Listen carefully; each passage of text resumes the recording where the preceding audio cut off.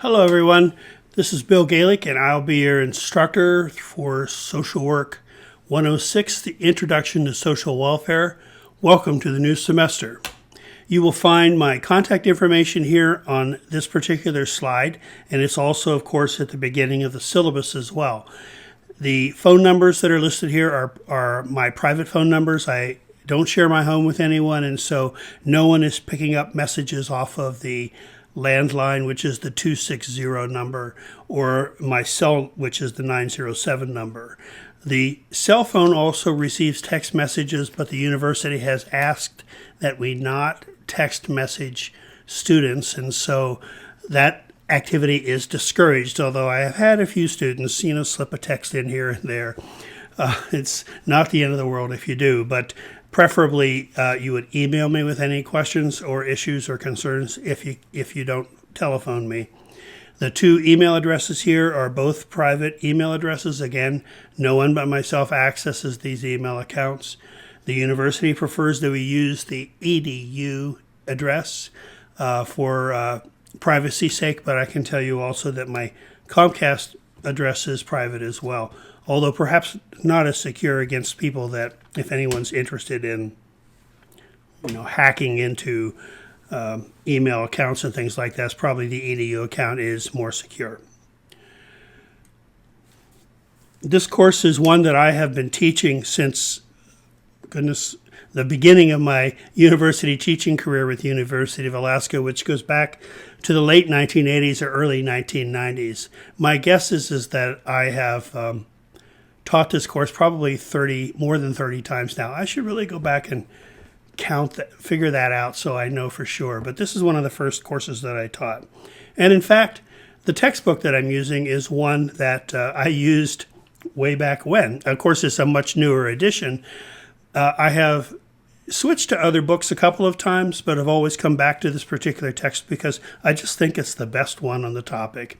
There are a couple books that we're going to be working out of, but there's one primary one, and I think you'll find that the author takes what could be very, very dry information and writes about it in ways that actually can stir you up and kind of get you irritated with her. So I think you'll have good reading in this course. Now, this class is entirely asynchronous, and what that means is that we don't have any Zoom meetings or online meetings or face-to-face meetings scheduled on a regular basis. Now, that doesn't mean to say that you and I can't decide to set up a Zoom meeting or, a FaceTime meeting or whatever. If you want to talk with me on a face-to-face basis, I'm available to you.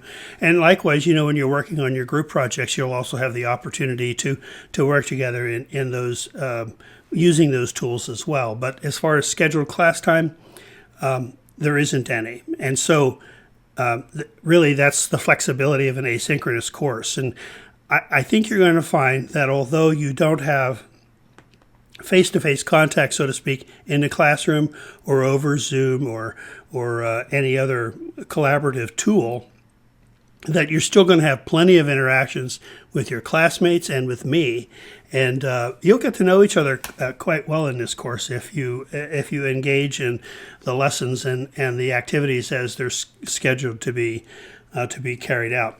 So I think you'll find that asynchronous learning has its definite advantages. Now, one thing you want to know and be clear about is that asynchronous learning does not mean that you can wait until somewhere late in November to decide to do all this work. The course is set up such that new material opens up to you in Blackboard every Sunday morning, shortly after midnight. For those of you who sit up, you'll find it opening up about 5 minutes after midnight, the new week, each week. For those of you otherwise that go to bed at a decent hour, when you wake up on Sunday morning, your new assignments, everything, the new lectures will all be there for you. So the idea is for you to work through all of that material during the week and to finish up as much of it as you can by the end of the week so that when the new material opens up the following Sunday, you're ready to go. If you let this stuff accumulate, if you don't get into discussion boards during the week when you should be into them, and you don't make your journal posts when you should, and you fall behind in the readings, it's going to become much more difficult for you. If you stay apace with the course, you're going to find that it's really very doable. So first, let's look a little bit at our textbooks and what you can expect to be working out of. This is the primary textbook, A New History of Social Welfare.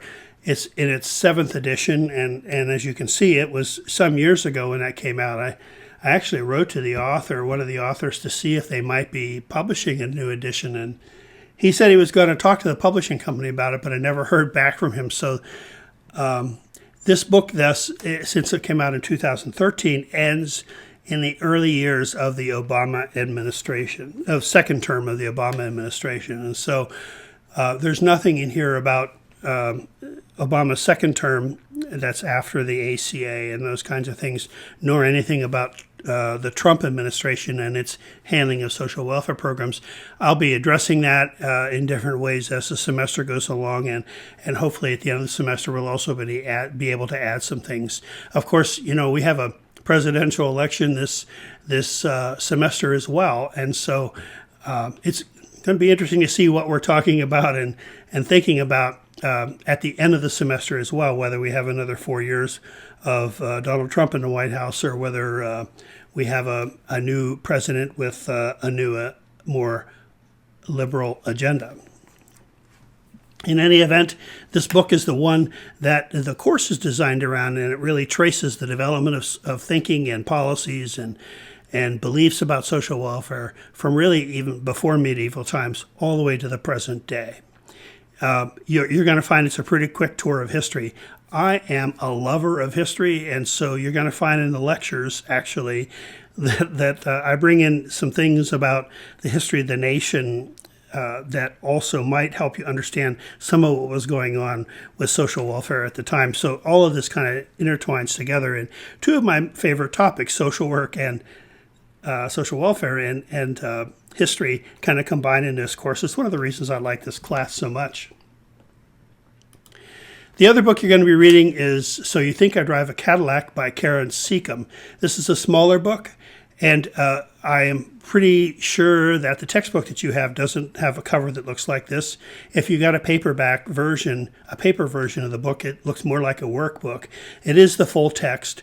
The publisher is publishing this only in an on-demand basis. I don't know why that is. This is an excellent text, and I've clung to it because I just like the material so much, and students have learned so much about the experience of public assistance recipients through this textbook. And so that's what this focuses upon, really, is the day-to-day existence on welfare and what that's like, and why welfare recipients make some of the decisions we don't understand, why they make them, and why they're actually very responsible decisions. And Seacom also later on in the book also compares our systems to social welfare systems around the world, and you'll see we don't really look very good when she does that. But this is also an excellent book, and will I think add to your learning about the topic.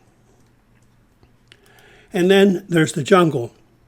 Some of you may have read this book in high school. I know that English classes and social studies classes at the time read this book. It was written in 1906, over 100 years ago now, by a socialist, Upton Sinclair. Now, a little bit about history. I told you I like history. Socialism was, at the turn of the last century, kind of becoming a thing all over the world. I mean, European governments were beginning to incorporate socialist ideals into their economy and into their systems of government, which actually still exist today. And other places were going about this in a less thoughtful way. There were some revolutions, for instance, in 1917, which is, after this book was published, the Bolsheviks overthrew the Tsar in Russia and established a socialist system which came to be known as communism. And communism is sort of the political version of socialism, kind of like democracy is the political version of capitalism. Okay, so think of socialism as an economic system compared to our economic system, capitalism. To try to, as much as possible, remove the negative connotations that we have about socialism because of communism and because of the fact that we're taught by capitalists. in a capitalist system. Try to remove the negative kinds of thinking you have about socialism and see it as an alternate economic system as we go through this course.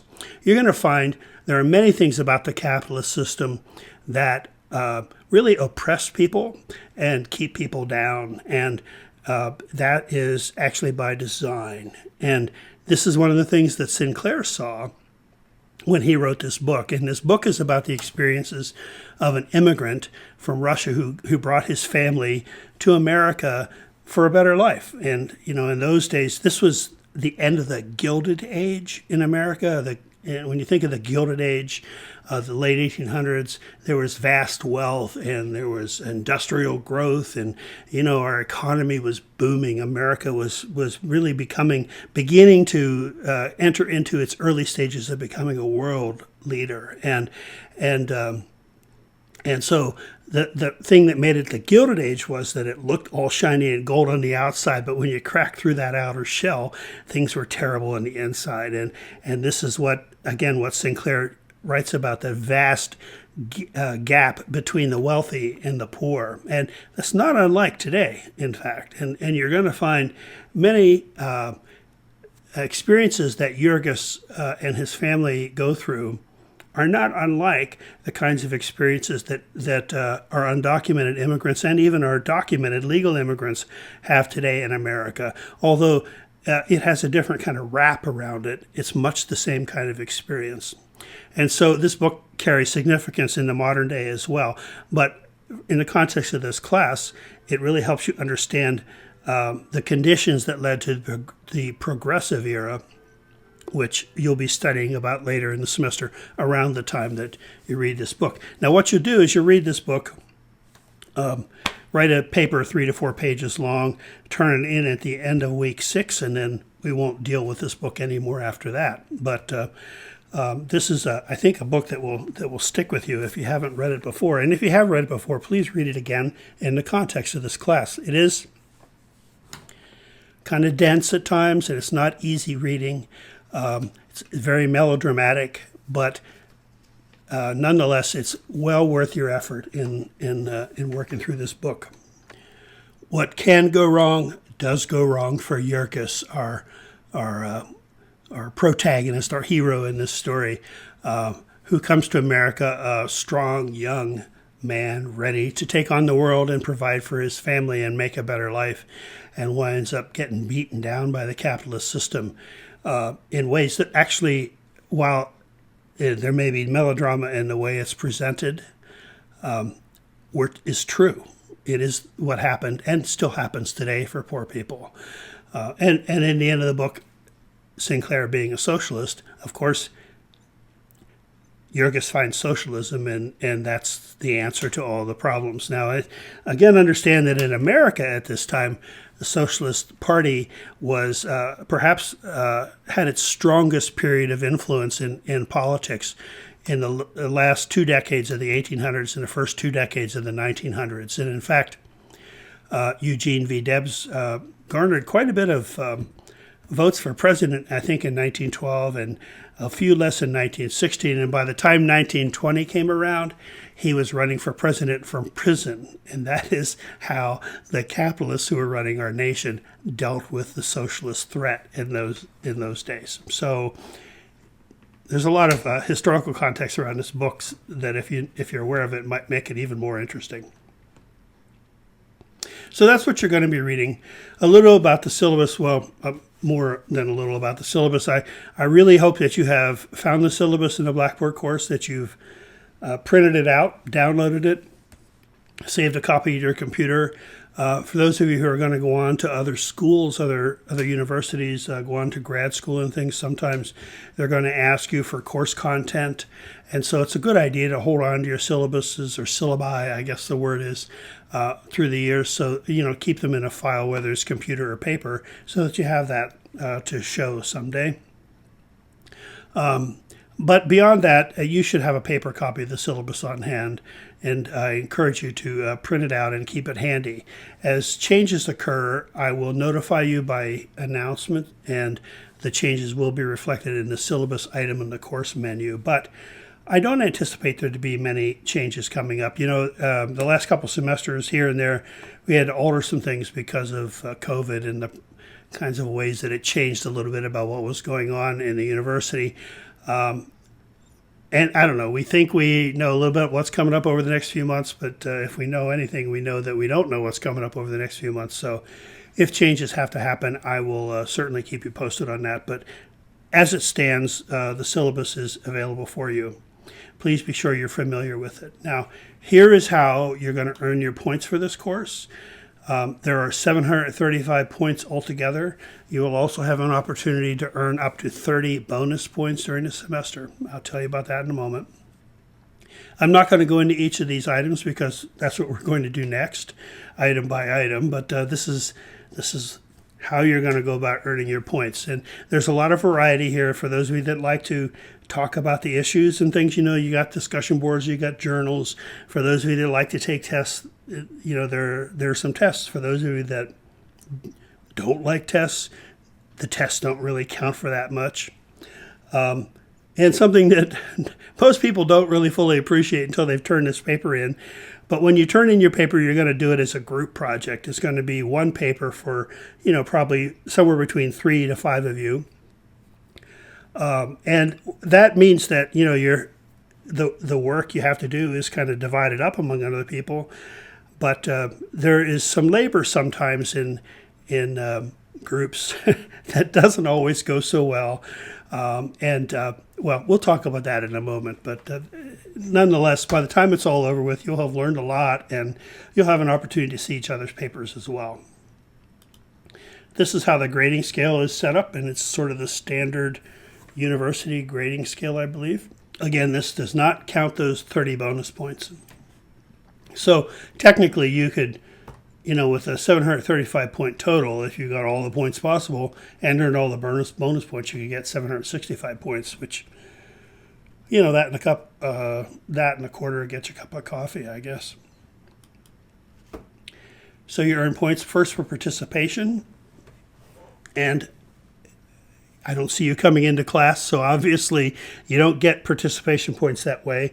You don't talk up in class because we don't have a class to talk up, but you do interact in discussion boards, and you respond to the prompts the way you're supposed to respond to them. You respond to your classmates' posts the way you should respond to them.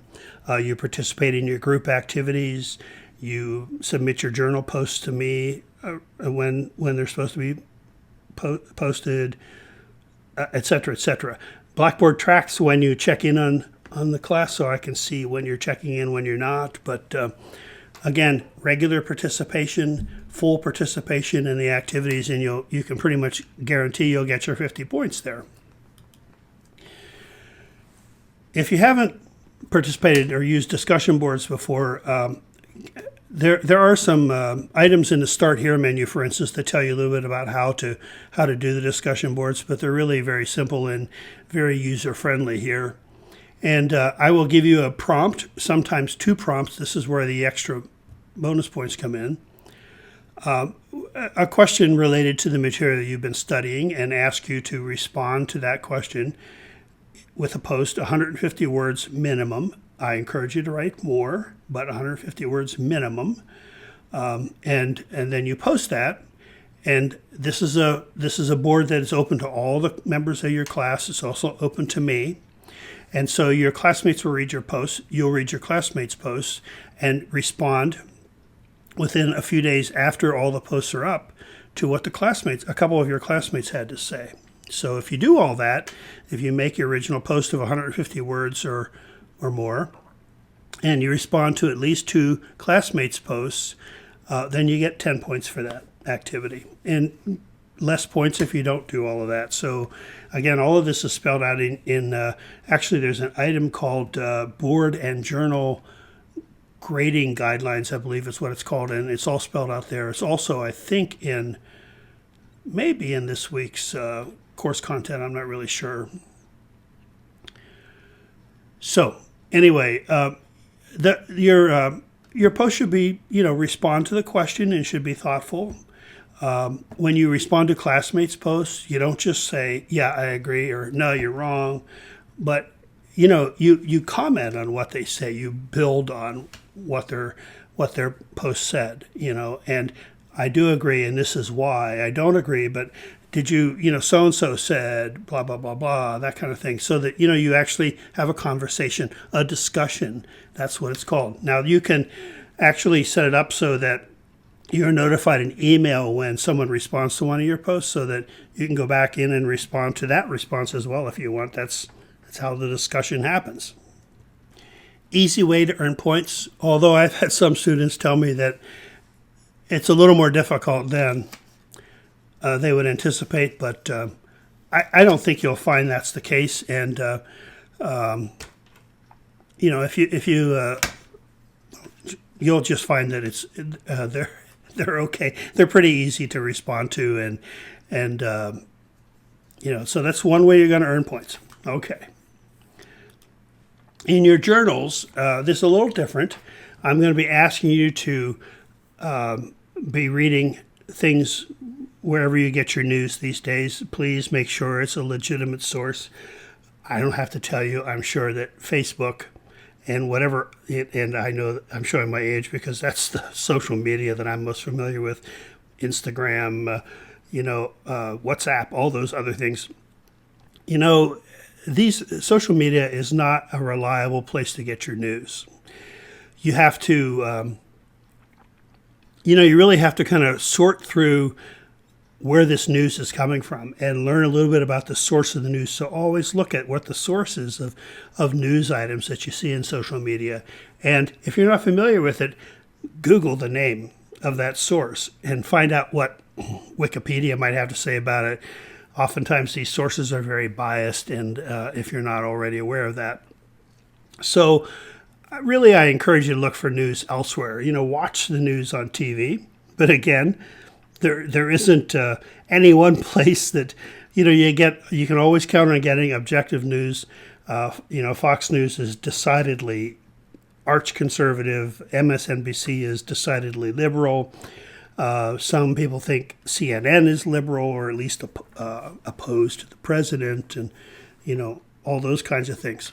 I do have a graphic that I'm going to post in the course, probably in an announcement, that will give you an idea of how all our news sources line up in terms of being objective or not, being liberal or conservative, left-wing, right-wing, those kinds of things. It's a very helpful graphic, and it's always important for you to kind of consider your source. But in any event, you're going to get news from current events, wherever it is, paper, TV, magazines, social media, and summarize what that event is. Give me the source so that I know where you're getting this story from. Just write a brief summary in your own words of that event, that news event, related to social welfare or civil rights or human rights, not something about baseball or those are fashion, but I mean, we're talking about education, we're talking about school, we're talking about health care, we're talking about social welfare, public assistance, we're talking about women's rights and Black Lives Matter and, law enforcement, those kinds of things, those kinds of issues. Summarize your story briefly in a paragraph, and then write a response to that, your own reaction to that story, your own thoughts about that story. And this should be a minimum of 200 words. Now, this is a separate paragraph you should write, a minimum of 200 words. And then you post that in your journal, and that's just between you and me. Your classmates don't read this. So you can maybe be a little more upfront about things if you want to. You can write about more personal things if you'd like, if you want to share them with me, those kinds of things. With discussion boards, I'm going to be commenting every now and then in discussion boards, but mostly that's a discussion between you and your classmates. I'm monitoring them all the time, but really it's a discussion between you and your peers in class. The journal is where you talk with me, and it's sort of like if the discussion board is sort of like the classroom discussion, if we were in a classroom together. The journal post is sort of like you grabbing me by the elbow and saying, hey, can I talk to you at break time about this thing that's going on? I want to let you know what I think about it. So that might help you understand how I see these two. So you only have a journal every other week. You don't have them every week. And so there's 7 of them during the semester. And because they're a little longer, it's 20 points. And going back, by the way, to the discussion boards, you see there are 13 of them. And that's because you don't have one in the last week. And also, the week that you turn in your jungle paper, or you're finishing up the jungle paper, I don't have a discussion board that week either. So there's only 13 discussion boards. And again, you're going to find a thorough description of how to write a good discussion board, how to write a good journal post in the item called board and journal grading guidelines. I have an example of a journal post in there that has a format that is perfect. One that was written a few semesters ago, and I'd like you to follow that format. So do look in there for that. Your paper in the jungle, again, to be completed by the end of week 6. A full credit paper, and this is not a big paper, as you can see, 3 to 4 pages. That works out to about 6,500 words. No, please don't write 6,500 words. No matter how many times I go over these things before I publish them, I always screw up somewhere. It's 1,200 to 1,600 words is what it's supposed to say. Please do not turn in 6,500 words on the jungle. 3 to 4 pages about. If you did 12-point font and you did 1.5 line spacing, not double spacing, but 1.5, you're going to get about 300 to 400 words or so on a page. So just kind of shoot for 3 pages or so, about 1,200 words or so. In fact, we'll just do this live and I'll change this right there. Now it's correct. Anyway, a good paper is going to summarize the book. Briefly, I know what happens, but I want to be able to see that you read the book. Describe your reaction to the story, whether it might be about 1 or 2 things in the story, or it might be the whole story overall. And then tie it in a little bit to some of the course concepts we've studied up to that point. That's what a full credit paper is going to look like. That's worth 75 points. And you're going to submit this through your assignments link in the course. And there's some specifics about how to do that in the Blackboard course as well. The big project for the semester is your term research paper. And what I'm going to do is I'm going to select topics of controversy related to social welfare and humanity and society, and form groups. Ideally, the group has got 4 members in it, 2 people and 2 teams of 2 people. But it depends on the number of students in class, and inevitably there are a few students who drop out or who don't participate here and there, so the number could wind up being odd. But here's the plan. Half of you in your group will research the information that supports the question I give you. So for instance, if the question is, I'll just oversimplify this and say, should abortions be legal in the United States? Okay, 2 people would be assigned to yes, 2 people assigned to no. And the idea is not for you to write a paper that is full of your opinions that is trying to convince people that you're right or wrong, but is really about finding the information that people who think yes would cite as the reason why they think yes, and finding information for why the people who think no would say no to that answer, to that question. So it's a research paper, and you're looking for information that supports the position you're assigned to. Now, you may be a fervent pro-life person. You're just really opposed to abortion, and you may get assigned to the side that says abortion should be permitted if that were your topic. And this is because it's not about your opinion, it's not about your beliefs, it's about research. So, and in fact, you're going to find if you're assigned to a viewpoint that is opposed to what you may believe, you're going to learn so much about that. And I'm not trying to convince anybody to think differently, but you may find out that you understand a little bit more about why some people have a different view from yours. So this is what the essence of this paper is. It's going to be a bigger paper because there are somewhere between 3 and 5 of you working on this. You will each have a written portion to the paper. You are to submit it to your group a week ahead of the due date for the paper, so that whoever is editing the paper, whoever is putting it all together, has time to do that, and then submit it to me in your group work site, which you'll have in Blackboard. This should not be 4 papers strung together. It should be 1 paper integrated together. So more instructions about that will also be there in Blackboard when the time comes for you to do the paper. That's 150 points. Now, there are some issues sometimes with members not participating. There are some procrastinators who want to wait to the last minute, and no matter how many times I say don't wait to the last minute, they still wait to the last minute. And there are others in the group that maybe are real obsessive compulsive and want to get everything done 3 weeks ahead of time when you've got other things going on. I can't really do a lot about that. If there's a total slacker in your class, in your group, somebody who's just not responding, let me know, and let me know early. Don't wait till the last minute, and I'll do my best to get that person invigorated. But sometimes it just doesn't work, and you have to move ahead without that person.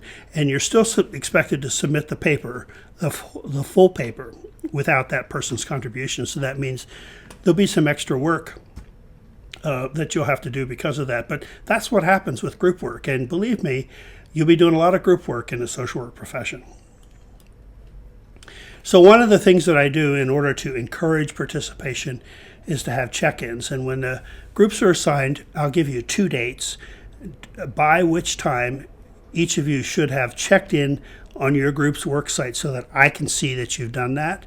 And this is a way to make sure that you're communicating with each other, basically, and you get points for checking in. Finally, when you have finished the paper and you turn it in, I will grade it and make my comments, my professorial opinions in the margins of your paper and upload it back to you in your group's worksite so that only you and your group members see that. And then I'll also take a clean copy of your paper without the grade, without my comments, and I will post it in a discussion board forum. And so every group's paper will be there for everyone else to read. And you'll each read each other's paper and then participate in discussion boards about each topic. So you can earn up to 50 points that way. So rather than doing group presentations, especially since we don't get together, this is a way you present your research to your classmates, and you learn a lot about other topics as well. This is something that I know can be a headache. I've had some groups that do this, and everything is as smooth as silk, and the paper is a wonderful project, and just great research and very easy to understand and very thorough. And then other projects, sometimes there is a group that has a train wreck in the process and everybody's pulling out their hair. It doesn't have to be that way. It doesn't have to be that way. And one way around this is to make sure that you get each other's phone numbers and text numbers early, email addresses. And when you hear from each other, always respond right away. Just do that. Keep everybody's anxiety level down by participating fully. If everybody throws in and works together, this is a simple project. It's a good project, and my students tell me they learn so much about what they research in this and from reading other students' papers. So this is a good way to learn about topics that you're going to be talking about and working around in the field. 2 tests during this semester. One, I think it's in week 7, and the other opens in week 15. One has 40 multiple choice questions. The second one has 60. The second one does cover the entire semester. These tests are, you take them right in Blackboard. You don't have to go anywhere to take them. In fact, I'd encourage you to have your books handy and look up answers if you don't know them. That's one way to learn, actually. But if you've read the material, most of the questions you're going to be able to answer if you've been reading all along. And so you need to be reading in order to make these a simple thing. You will have 11 days to complete the test. So it will open, for instance, test 1 is in week 7, opens on Thursday morning, and stays open in week 7 for the rest of week 7 and all of week 8, and for the first day actually of week 9. And so at midnight on the Sunday, 11 days after it's opened, or 10 days after it's opened, is when the test closes. So you have all that time to go in and take that test. If you don't like your first score, you can go back and take the test a second time. You don't need me to do it, just go in and take it again. And the higher of your two scores is the score that will be recorded. These are not difficult. And you also, I think the first test you have 90 minutes. The second test you have 2 hours, 120 minutes. And so that gives you plenty of time, 2 minutes or more per question if you need to look it up. And if you're reading, you should have no trouble doing this at all. The test will close automatically when the time is up for the test. And understand that once you open the test, you have to finish it. You can't open it and see the questions and then close it and dig around the book and find answers and then open it again and go back in another day. Once you open the test, you have to finish it, or it will close automatically on you if you don't. But again, 2 opportunities to take that test. And if you miss the closing date in the test, you just miss the test. So don't miss the closing date. You'll have plenty of notices about the test availability when it occurs. When you open your course, you probably notice it opens to announcements, and I post announcements here. The newest one should be on top all the time. And when I post an announcement, I also have it send an email to your university email address, so be sure you're checking your university addresses. This is like me saying before class starts, before we get started on today's material, I have something I need to tell you. It's almost always important information or information that I want to highlight, so please be sure you read those emails. When you open the course, just check and see if the newest announcements are ones you're familiar with, and if not, be sure to read them. And if you're not getting those announcements in your email, you should be checking with IT to find out what's wrong with your email account. The most important link in your course is the weekly course content. So you're going to find all your assignments, all the lectures, everything you have to do every week through that weekly course content link. When you click on that, you're only going to see the current week. So right now, if you're listening to this in week 1, you only see week 1. On Sunday morning, week 2 will open. And week 1 will still be there, but week 2 will open above that. And then on Sunday the following, week 3 will open. So eventually, every week you'll have the course material opening there. And when you click on that link, each week you're going to find pretty much these slides at a minimum, which is an opening slide. And you see an opening and a closing slide. These are things that I write. So I hope you'll read it because I think about it before I write it. And this is to give you an idea of things that I want you thinking about as you go through the material. And also when you're done with it, I guess kind of trying to wrap it up for you in a way that maybe makes some sense of it. You're also going to find a page that tells you what the learning objectives are for the week. Another one that tells you what your assignments are, what your reading assignments are, what your activity assignments are. You won't have textbooks readings every week. Sometimes you'll have web readings. Sometimes you're going to have videos to watch on the web. One week, in fact, we watch a full-length feature movie in your class, so that I try to mix it up a little bit. But you're going to be reading out of your textbooks most weeks, but some weeks you won't be.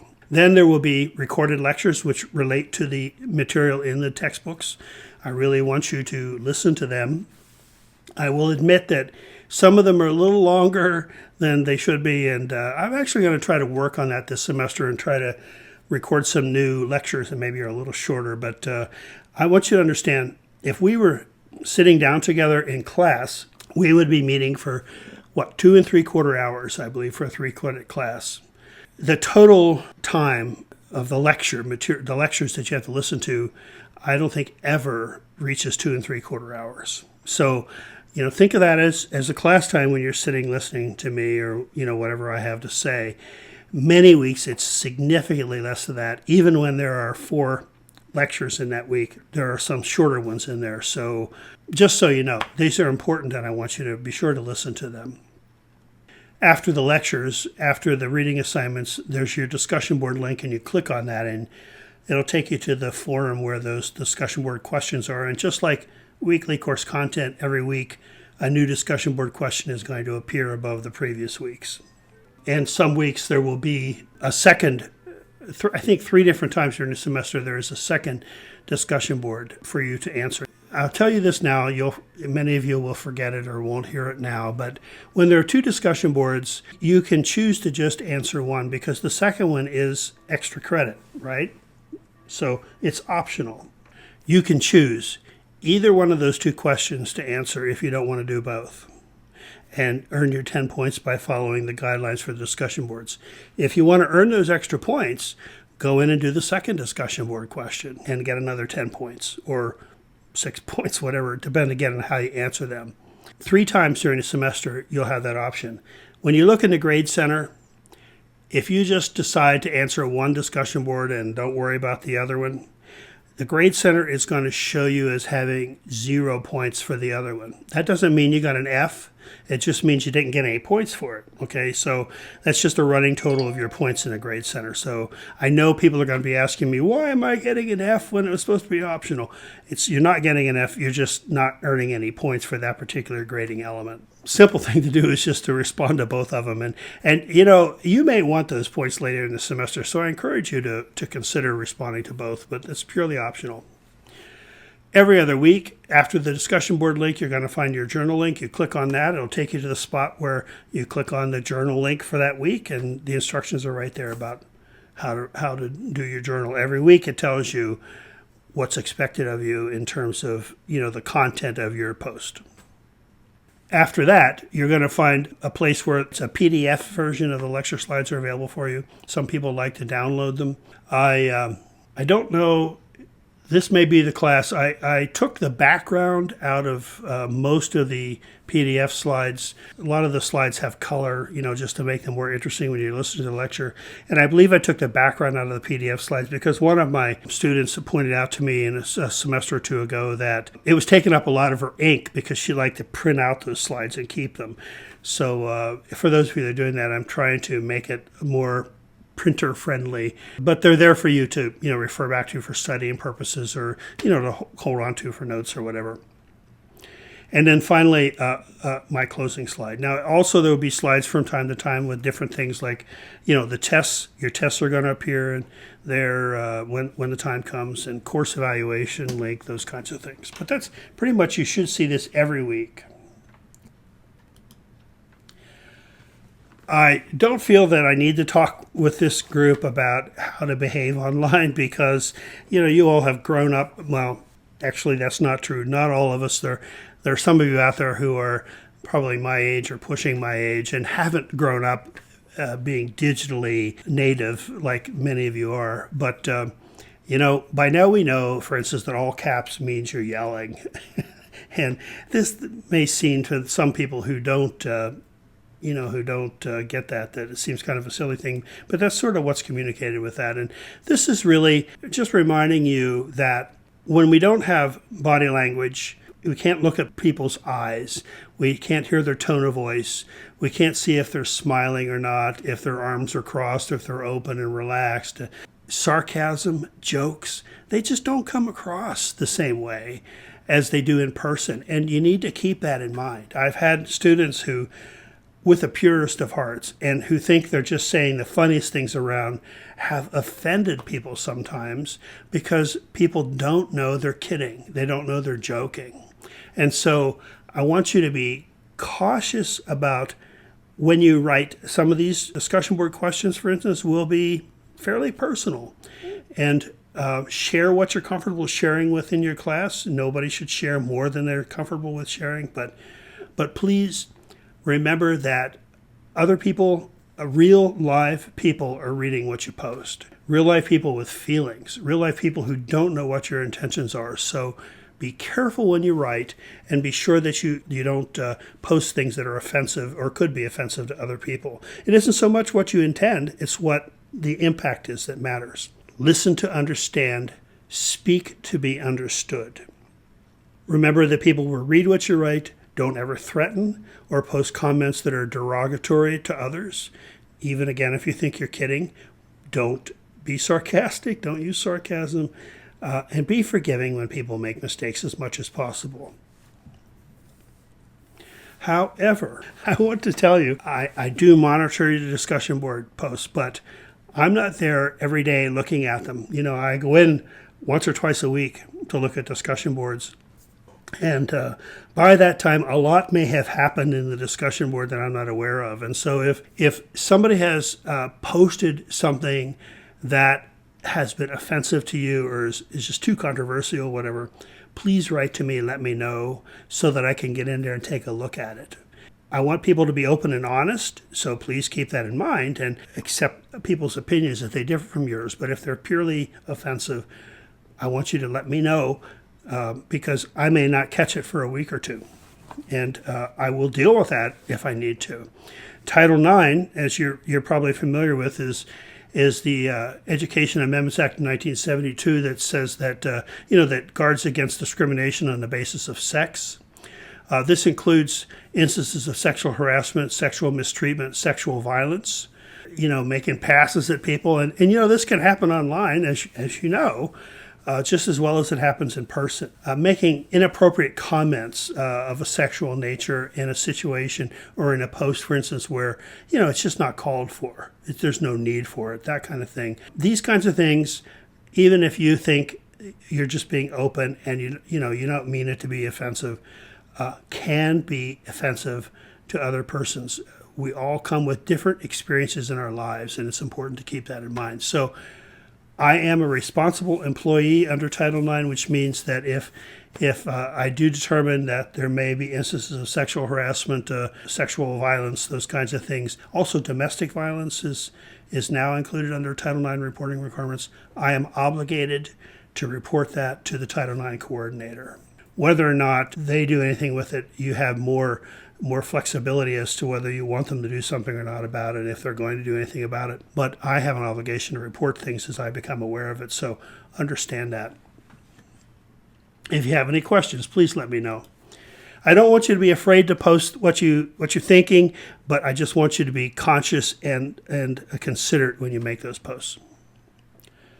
So this week's discussion board should be pretty safe, and it's really to kind of introduce yourself to other people. This is sort of the icebreaker post, okay? And so these are just some ideas of things that you might want to write about, but please introduce yourself to the rest of the class so that we know who's on the other end of the computer wires, or as Don Young said one time, the system of tubes connecting one city to another.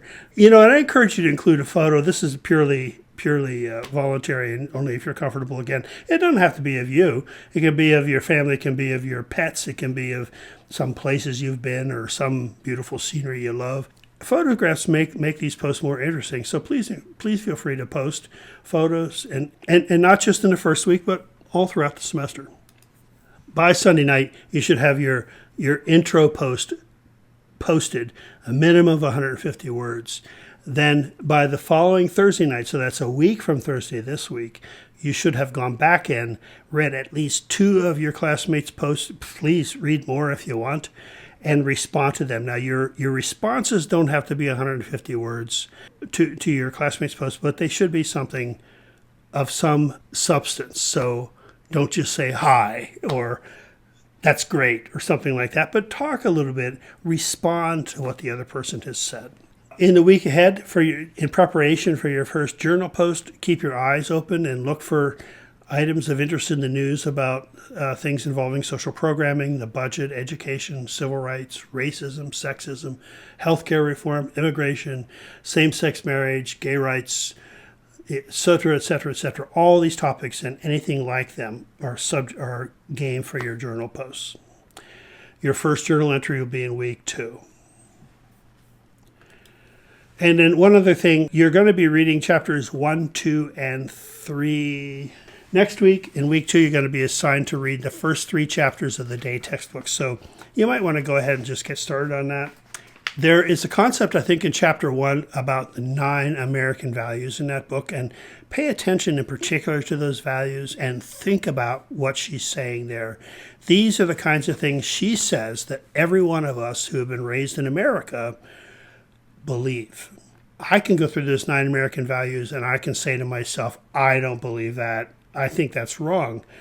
But what she's saying to you is what's going on in your brain about those values may not be what really is going on inside of you, because these are American values and they're handed down generation to generation to generation. And sometimes in our deepest, darkest moments, those values come to life even though we don't believe in them. Think about them as you read through this, and we're going to be returning to this topic of those 9 American values throughout the semester. Again, if you have had other classes with me, you'll find a few things in assignments that you're familiar with, and you have also been exposed to these 9 American values previously if you've had another class with at least some of my other classes. So this will give you more opportunity to study more into them. Okay, I've babbled on long enough here. I hope that this is useful to you, and if you have questions, please feel free to contact me. Happy to respond as quickly as I possibly can. Otherwise, stay tuned and work through the materials this week. And remember, on Sunday morning, week 2 will open with a whole bunch of new things for you to do. I'll talk to you later. Take care. Have fun. Bye.